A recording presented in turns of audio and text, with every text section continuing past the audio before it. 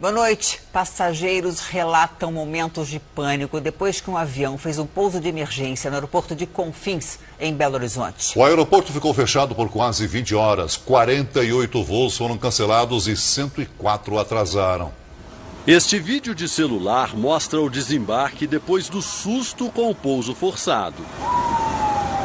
O Boeing 777 decolou do aeroporto de Guarulhos, em São Paulo, à 00:30, com destino a Londres, com 339 passageiros e 16 tripulantes.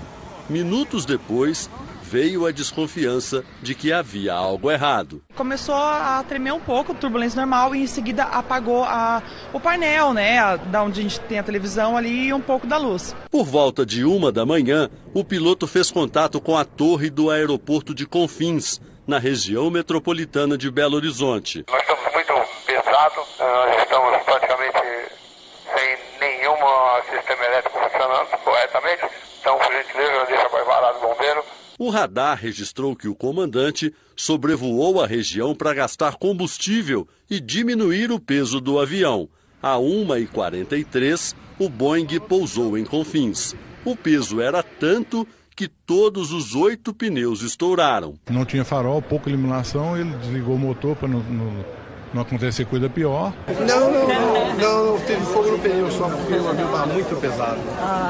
Pousamos com 300 toneladas. Ainda vazava combustível na hora da aterrissagem. Ainda não se sabe o que pode ter provocado a pane elétrica. A apuração vai ser feita pelo CENIPA, Centro de Investigação e Prevenção de Acidentes Aeronáuticos.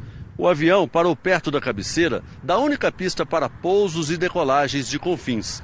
Como a companhia aérea não tinha pneus para substituir os que estouraram na aterrissagem, o aeroporto ficou fechado a maior parte do dia, o que gerou transtornos em várias regiões do Brasil. Em 54 aeroportos administrados pela Infraero, 48 voos foram cancelados e 104 atrasaram. À tarde, um avião da Força Aérea trouxe pneus novos para o Boeing da Latam. Os passageiros do voo LA 8084 fizeram questão de agradecer o comandante. Ele foi muito bom no que ele fez. Foi muito hábil, ele foi muito inteligente, a coisa poderia ter sido pior.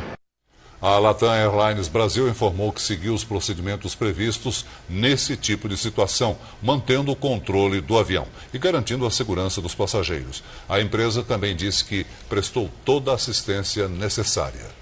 A Polícia Civil de Goiás indiciou o médium João de Deus pelo crime de violação sexual mediante fraude. A pena prevista é de 2 a 6 anos de prisão em regime fechado. A Polícia de Goiás concluiu o primeiro inquérito sobre João de Deus e apresentou ao Ministério Público.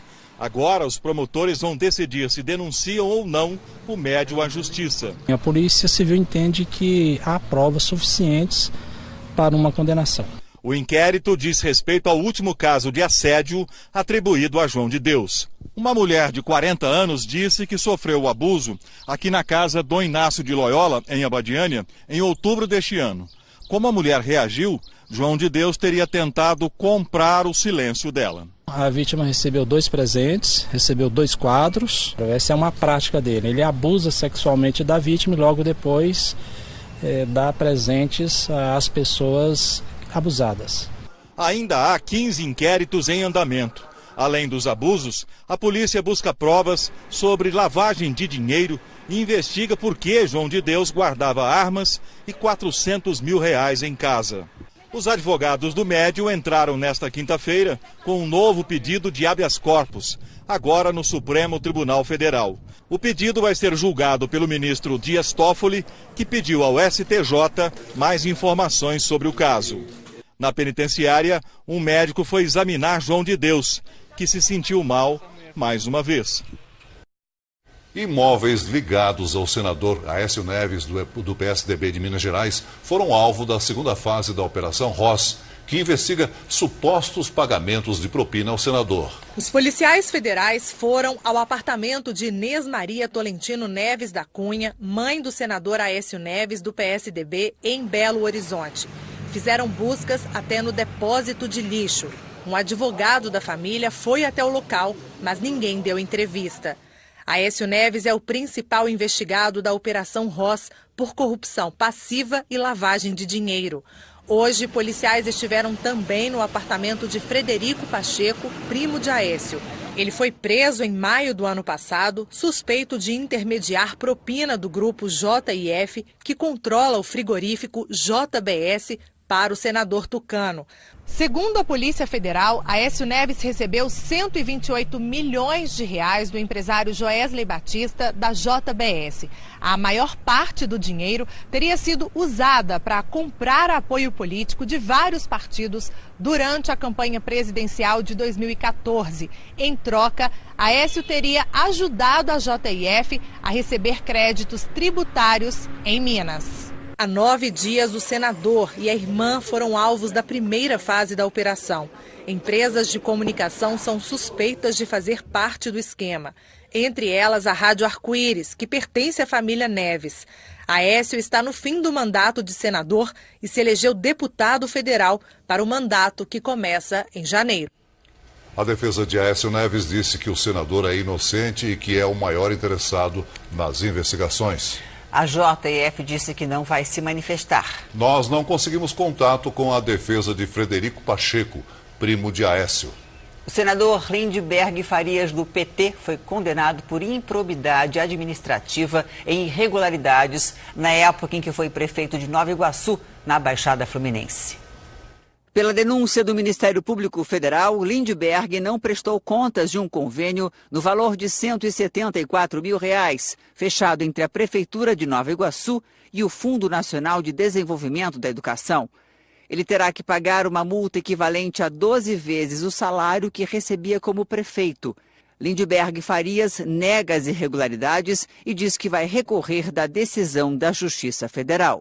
O presidente eleito Jair Bolsonaro passou a quinta-feira em casa, mas teve uma agenda cheia. Recebeu visitas de líderes estrangeiros e de representantes de juízes brasileiros. Pela manhã, recebeu o terno que vai usar no dia da posse.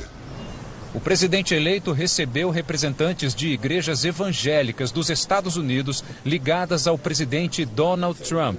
Entre eles, o pastor Mário Bramnick, de origem cubana, fundador da Coalizão Latina por Israel, que promove a integração entre cristãos e judeus. Em seguida, Bolsonaro se encontrou com o dissidente cubano Orlando Gutierrez Baroná, que vive nos Estados Unidos e é um opositor do regime de Cuba. Cuba livre. Cuba livre. Depois, o alfaiate levou o terno a ser usado na posse, dia 1º de janeiro. O terno foi um terno azul marinho, clássico. Ele tem alguns detalhes por dentro que nós fizemos questão de colocar, a bandeira do Brasil, né, que é importante. E na gola tem uma marca verde e amarelo que vai ser a marca registrada dele. A gravata ele ainda vai escolher, deixamos 10 opções para ele escolher. Aí agora é segredo até para mim. Ainda de manhã, o presidente eleito se reuniu com representantes da Associação de Magistrados Brasileiros. Eles pediram uma definição da política salarial da categoria. É preciso definir de maneira clara o que é que se quer para a magistratura brasileira. Ou se desvinculam as demais carreiras do judiciário, ou então você, toda vez que tiver que discutir a remuneração da magistratura, você vai estar discutindo a remuneração de todo o serviço público brasileiro.